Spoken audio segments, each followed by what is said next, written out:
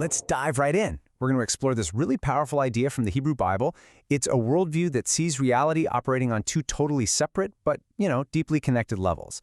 And believe me, it's a concept that's really going to challenge how you think about morality and even the fate of entire nations.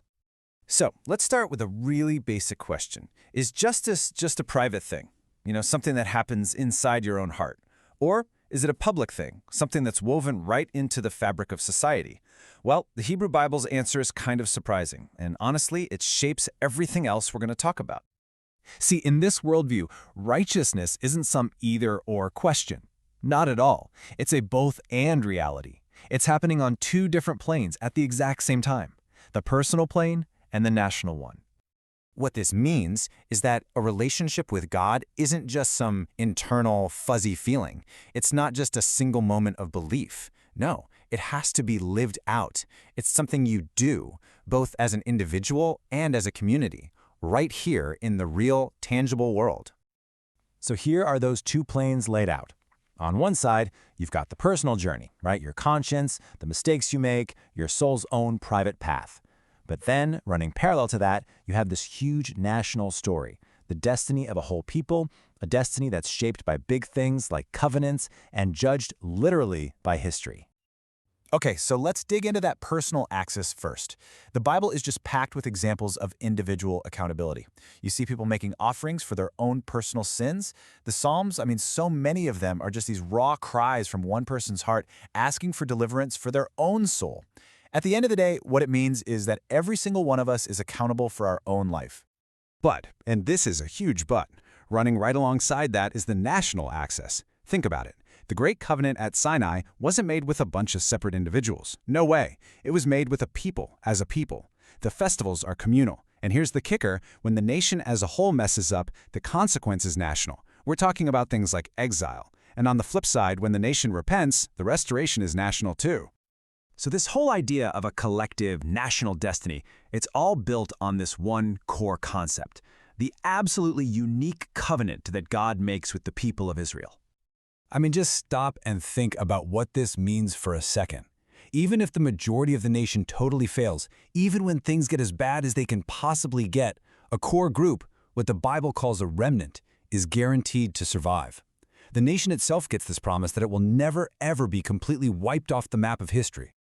And the prophet Jeremiah, wow, he puts this in the most powerful language you can imagine. He basically calls on the entire universe as a witness to this unbreakable promise. This isn't a maybe or a perhaps. It's presented as a law of nature, something as certain as the sun coming up tomorrow morning. So, this isn't just wishful thinking. There's actually a term for it, covenantal realism. It's this belief that God's promise isn't some abstract, floaty, spiritual idea. Nope, it's a concrete guarantee of survival, on the ground, right in the middle of all the chaos of actual human history. Okay, so if that's the deal for this one specific people, it kind of begs the question, right? What about everybody else? What's history's verdict for all the other nations out there? Well, for other nations, the rules are different. According to this worldview, there's no guaranteed remnant. There's no safety net. When a society becomes rotten to the core, when it starts to celebrate cruelty and injustice, it faces a final, historical judgment. Just think about the great empires of the ancient world. Take Babylon. Its towers were like the symbol of human arrogance and power, and in the end, its entire civilization just crumbled into silence. And what about the Persian Empire? It stretched across pretty much the whole known world at the time, but its incredible power just dissolved, making way for the next big thing. And then there's Greece.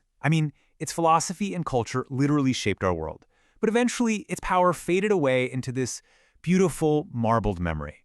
For all their might, their time on the world stage had an expiration date. So you can see the contrast really clearly here. For Israel, judgment comes as a form of discipline, like exile, but it's always followed by preservation and a return. But for other nations in this framework, when they're judged for deep systemic wickedness, that judgment is final. History itself delivers the final blow. Now, this focus on national destiny and justice in this world, it feels pretty different from a lot of other big ideas about salvation, doesn't it? So what are the key distinctions here? Let's get into it. The contrast is pretty stark when you lay it out. The Hebrew Bible's view, it's communal, it's historical. You can see righteousness, or the lack of it, in how a society actually works. This is quite different from the later Christian view, which is really focused on the individual. It's more internal, a spiritual journey that's separate from things like a specific land or a national identity. And all of this brings us to the ultimate vision of the Hebrew Bible, and that vision is profoundly focused on redemption, not somewhere else, but right here on earth. And here's the really interesting part. While Israel's covenant is unique, the Bible actually lays out a kind of universal standard for any society to survive and thrive. It's pretty straightforward. Any nation that builds itself on justice, that rejects cruelty, that governs with righteousness, that nation has a path to flourish. It's like a moral blueprint for civilization.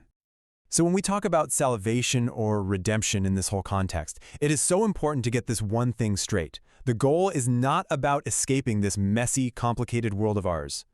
No, it is about the transformation of the world. It's about rolling up our sleeves and building societies that actually reflect justice and compassion. It's about creating a better reality right here, right now. That is the ultimate goal. And this all boils down to a really powerful principle.